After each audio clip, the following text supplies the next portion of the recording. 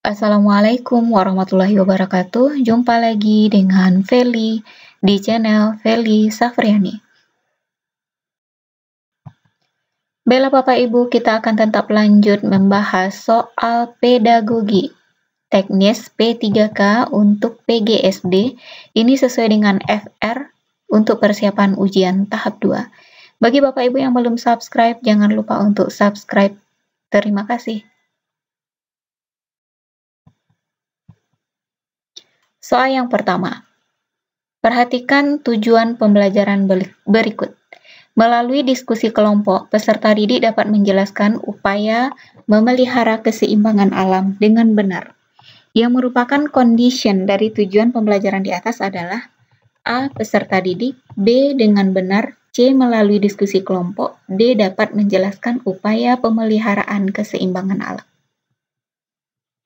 Mari kita bahas. Tujuan pembelajaran dirumuskan dengan rumus A, B, C, D. A itu adalah audiens, sasaran pembelajaran. Di sini sasarannya pasti peserta didik.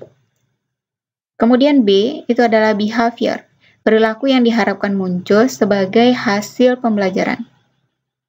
Yang C, condition, syarat yang harus dipenuhi agar behavior tercapai.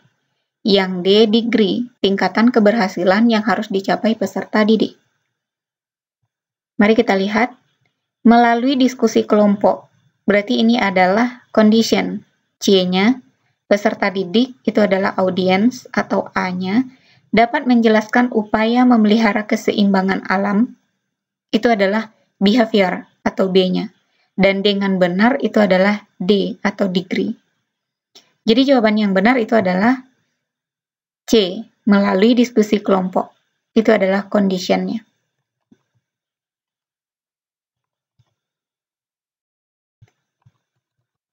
Soal kedua. Dalam RPP yang disusun oleh guru tertulis tujuan pembelajaran. Setelah melaksanakan proses pembelajaran dan menggali informasi melalui diskusi, dapat memahami materi, kondisi operasi sistem, dan komponen perangkat keras secara benar tanpa melihat catatan. Rumusan tersebut belum lengkap pada bagian A. Audience, B. Behavior, C. Condition, D. Degree. Mari kita lihat.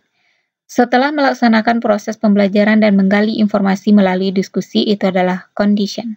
Dapat memahami materi kondisi operasi sistem dan komponen perangkat keras, itu adalah behavior. Dan secara benar tanpa melihat catatan, itu adalah degree. Jadi yang tidak ada di sini itu adalah A. A itu adalah audience. Seharusnya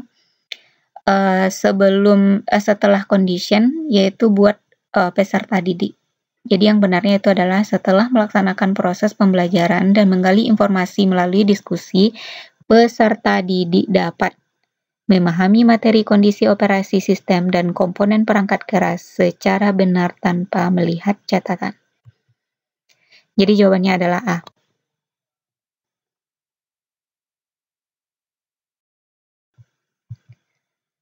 Soal ketiga. Jika kompetensi dasar sebuah mata pelajaran adalah menjelaskan hubungan gaya gerak mendorong meja, bagaimana tindakan guru di kelas untuk mencapai tujuan pembelajaran tersebut?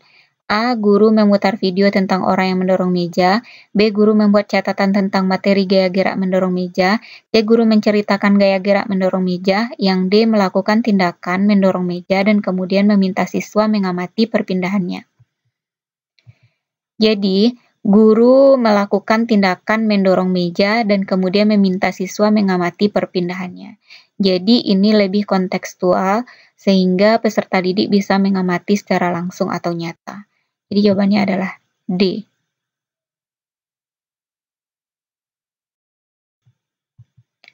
Soal selanjutnya.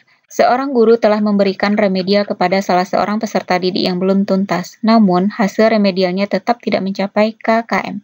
Apa yang harus dilakukan oleh guru? A. Memberikan angket kepadanya setelah selesai remedial. B. Melakukan observasi kelas. C. Melakukan wawancara secara pribadi kepada siswa tersebut dan mencari tahu apa kesulitannya. Yang D. Memberikan tugas yang lebih ringan. Jadi, guru perlu melakukan pendekatan secara pribadi kepada peserta didik agar bisa dideteksi apa yang menjadi masalahnya. Jadi, kalau sudah diketahui masalahnya, maka guru bisa mencarikan solusi yang paling tepat. Jadi, jawabannya ini adalah C.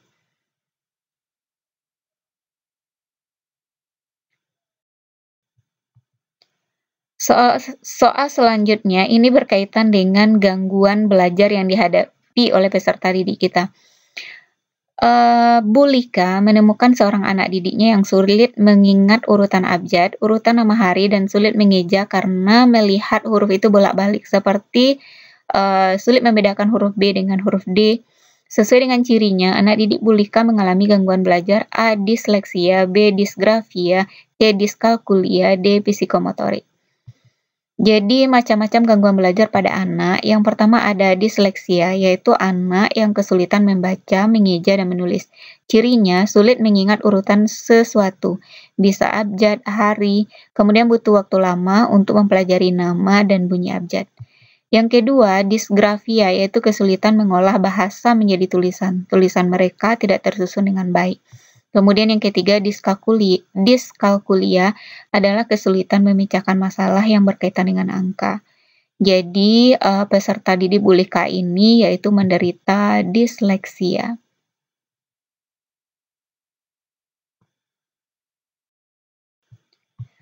Selanjutnya masih berkaitan dengan gangguan belajar. Lala adalah siswa dari Bulana. Lala terlihat sulit mengingat nomor rumahnya dan membaca waktu di jam analog, serta sulit membedakan arah seperti kiri dan kanan. Sesuai dengan cirinya, dapat disimpulkan bahwa Lala mengalami gangguan belajar: A. Disleksia, B. Disgrafia, C. Diskalkulia, D. Psikomotorik. Jadi ciri gangguan belajar diskalkulia yang pertama, anak-anak ini akan menghindari permainan yang berkaitan dengan hitungan dan angka. Contoh, kalau anak SD itu akan menghindari permainan monopoli. Kemudian yang kedua, sulit membedakan arah kiri dan kanan, membedakan tanda kurang dari, lebih dari, kecil dari, atau besar dari. Lalu yang ketiga, sulit membaca waktu di jam analog. Yang keempat, sulit mengingat nomor rumah, nomor HP, skor pertandingan, lamanya waktu yang telah berjalan atau dihabiskan. Jadi sesuai dengan cirinya, berarti Lala ini menderita diskalkulia.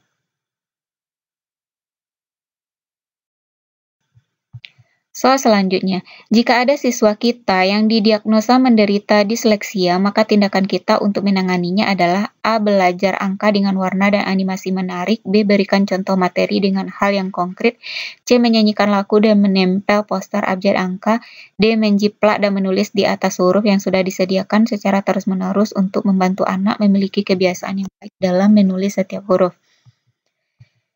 Jadi cara mengatasi disleksia diantaranya yang pertama memperbanyak latihan membaca, yang kedua menyanyikan lagu dan menempel poster abjad, kemudian yang ketiga guru harus membuat pembelajaran lebih menarik, yang keempat beri waktu anak untuk istirahat, jadi juga tidak bisa dipaksakan. Jadi jawaban yang benar itu adalah C, menyanyikan lagu dan menempel poster abjad, kemudian angka agar anak lebih mudah untuk mengingat urutan.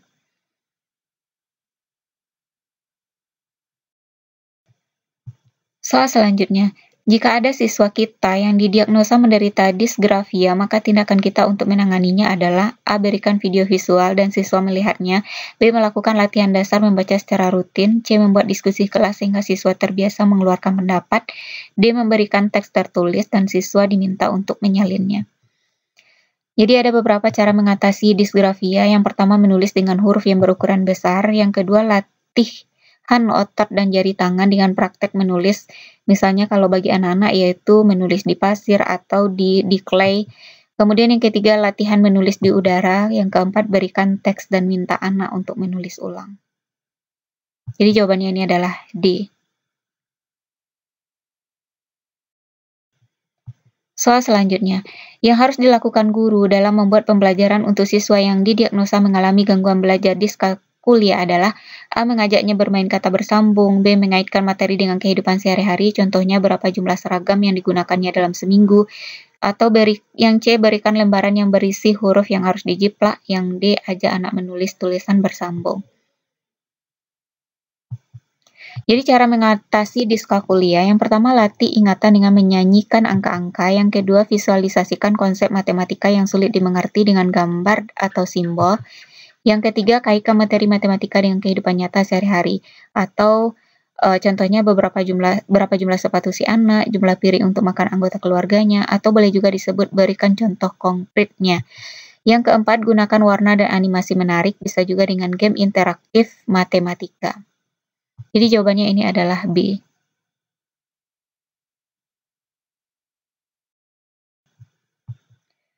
Soal selanjutnya, penilaian harus mampu mencari dan menemukan serta mendeteksi kesalahan-kesalahan yang menyebabkan terjadinya kelemahan dalam proses pembelajaran. Hal ini sesuai dengan prinsip A. Keeping track, B. Finding out, C. Checking up, D. Summing up. Jadi prinsip penilaian itu yang pertama keeping track, itu adalah mampu menelusuri dan melacak kemajuan siswa dengan rencana pembelajaran yang telah ditetapkan. Yang kedua, checking up itu adalah mampu mengecek ketercapaian kemampuan siswa dalam proses pembelajaran. Yang ketiga, finding out itu adalah penilaian harus mampu mencari dan menemukan serta mendeteksi kesalahan-kesalahan yang menyebabkan terjadinya kelemahan dalam proses pembelajaran. Dan yang terakhir yaitu adalah summing up, itu adalah penilaian harus mampu menyimpulkan apakah peserta didik telah mencapai kompetensi yang ditetapkan atau belum. Jadi jawabannya ini adalah finding out. Demikianlah Bapak Ibu pembahasan soal untuk video kali ini, dan bagi Bapak Ibu yang belum subscribe, jangan lupa untuk subscribe dan silahkan share sebanyak-banyaknya agar lebih banyak teman-teman yang lain tahu tentang video ini. Kemudian doa saya tetap sama untuk semua Bapak Ibu yang ikut tes P3K tahun ini. Semoga semuanya lulus pada ujian tahap kedua. Amin amin ya robbal alamin. Demikian saja saya sudahi dengan Assalamualaikum warahmatullahi wabarakatuh.